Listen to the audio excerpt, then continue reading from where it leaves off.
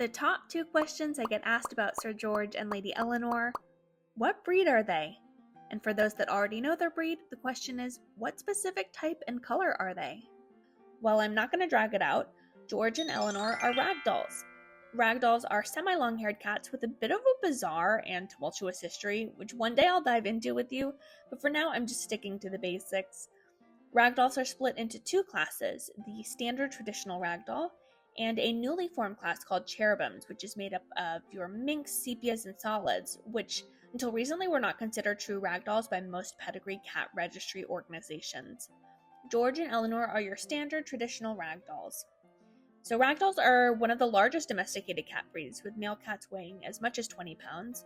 They carry a color point gene, which gives them their blue eyes and means they're born completely white and develop their deepest shades of color on their extremities or points over a period of several years. Ragdolls are stereotypically known for their docile and friendly temperament, and were named for their tendency to go limp and floppy when picked up.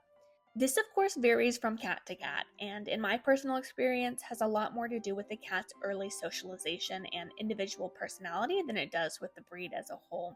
So for example, although Eleanor is very affectionate, she's quite introverted and doesn't enjoy being picked up. She definitely doesn't go limp. So I always like to throw that disclaimer out because there's never a guarantee that a ragdoll will be a friendly social cat, and there are so many other breeds and types of cats that can be just as affectionate as that stereotype. Now getting into George and Eleanor's color and patterns. George is a seal lynx bicolor ragdoll. What does this mean? Well, seal is his color. It's a dark brown and in some areas can look nearly black on a ragdoll. Lynx is a variation or an overlay that refers to the tabby stripes throughout his colored areas.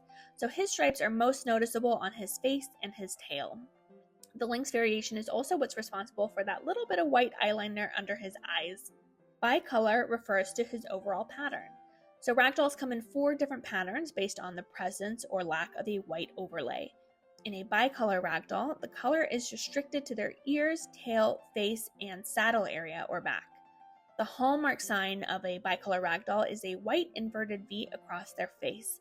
Now ideally, this V is symmetrical and shouldn't have any dark spots within it. Because George has a smudge inside of his white V, he would be disqualified from competing in cat shows within a pedigree class. Like all bicolor ragdolls, George's chin, chest, and belly are white. Now for Eleanor, she shares the same pattern and overlay as George, but her color is different. Eleanor is a blue lynx bicolor ragdoll. When we talk about cats being blue in color, this just means a dark, cool-toned gray. With ragdolls, we typically determine their color by looking at the point color of their ears. So although Eleanor's pattern across her back looks almost beige at times, her ears are cool-toned gray, which lets us know that she's blue. That said, sometimes it can be really difficult to tell certain colors apart, and even experts get it wrong. So sometimes the only surefire way to categorize a ragdoll's color is through genetic testing. A genetic fun fact: blue is the diluted version of seal. So to put it really simply, Eleanor is a lightened version of George.